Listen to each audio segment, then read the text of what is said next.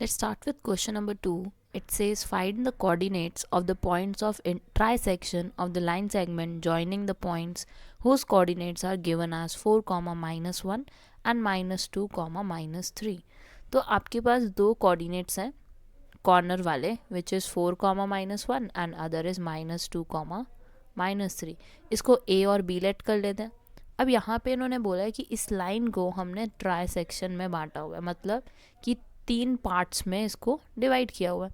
मतलब हमें 2 पॉइंट्स निकालने हैं, एक तो point number P and other is point Q. तो अगर आपको पी निकालना है तो सबसे पहले हमें रेशियो पता होनी चाहिए, क्योंकि हम सेक्शन फार्मूला का यूज़ करने वाले हैं.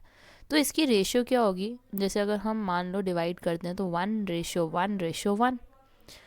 अब मेरे को पी निकालना है और मेरे को ए और बी का यूज़ करना है. तो आप ए और बी का यूज़ कैसे करोगे, आप इसको डिवाइड करोगे 1 पार्ट में और हमारा टोटल पी बी क्या हो जाएगा, it is divided into 2 parts, so it will be 2. मतलब हमारी रेशियो क्या आ गई इस केस में, m1 is 1, m2 is 2. x1 पता है आप लोगों को 4 है, x2 पता है आप लोगों को इट इज़ -2, y1 पता है आपको it is -1, then y2 is -3. तो हम ए और बी का यूज़ करके पी की फाइंडिंग करेंगे, पी कोऑर्डिनेट को फाइंड करेंगे, राइट. तो अब हमें यूज़ क्या करना है, हमें यूज़ करना है सेक्शन फार्मूला. सेक्शन फार्मूला क्या होता है, x equal m1 x2 plus m2 x1 over m1 plus m2. तो m1 आपके पास 1 है, x2 आपके पास -2 है, m2 आपके पास 2 है, x1 आपके पास 4 है और नीचे m1 plus m2 which is 1 plus 2. तो आपको -2 मिल गया, 4 इंटू 2 8 मिल गया ओवर 3. 8 - 2 is 6, 6 over 3 is 2. तो आपके पास x की वैल्यू आ गई विच इज़ 2. अब इसी तरह हम y की वैल्यू निकाल लेंगे which is m1 y2 plus m2 y1 over m1 plus m2. सारी वैल्यूज़ हैं हमारे पास, हम बस उसको सब्सिट्यूट कर देंगे इस फॉर्मूला में, गिवन फॉर्मूला में. y2 is -3, then m2 is 2, y1 is -1 over 1 plus 2. और आपके पास 1 इंटू -3 कितना हो गया, -3. 2 इंटू -1 कितना हो गया, -2. और नीचे आपके पास कितना आ गया, 3. So this will be 5 over 3. अब आपके पास p की वैल्यू तो आ गई विच इज़ x, y.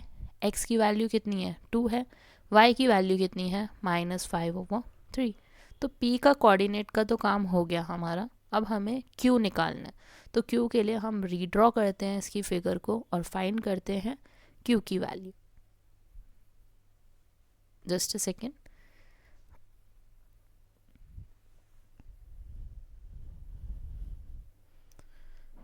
सो अब अगर आपको q निकालना है तो q के लिए भी हम क्या कर सकते हैं, या तो हम p और b को यूज़ कर सकते हैं क्योंकि p और b के बीच में हमारा q लाई कर रहा है. तो आप ऐसा भी कर सकते हो, या अगर आप a यूज़ करना चाहते हो और b यूज़ करना चाहते हो तो आप वो भी कर सकते हो.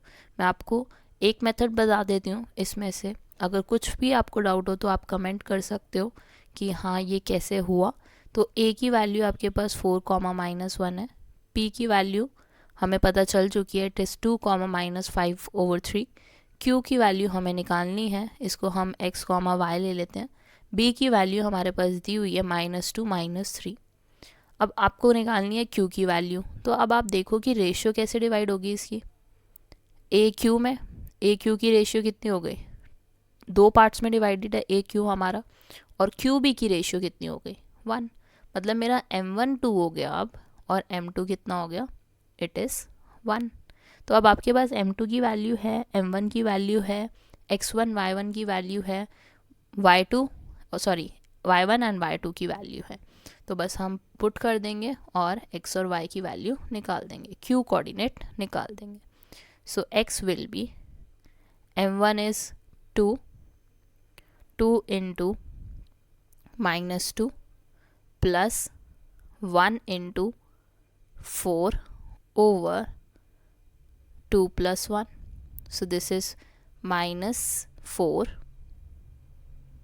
plus 4 divided by 3. So this will be 0 क्योंकि -4 + 4 कितना हो जाएगा आपका, इट विल बी 0। तो हमारा जो x है वो क्या आ गया, 0। अब इसी तरह आप किसकी वैल्यू निकाल सकते हो, y की वैल्यू निकाल सकते हो। y की वैल्यू में क्या आ जाएगा आपका, it is m1 into y2। m1 क्या है हमारा 2 और y2 की वैल्यू कितनी है -3, then +1 into -1 over 2 + 1 is 3। So 3 into 2 is -6, -6 - 1 is -7, -7 over 3। तो आपकी Q की वैल्यू कितनी आ गई, इट इज़ 0, -7 over 3, 0, -7/3।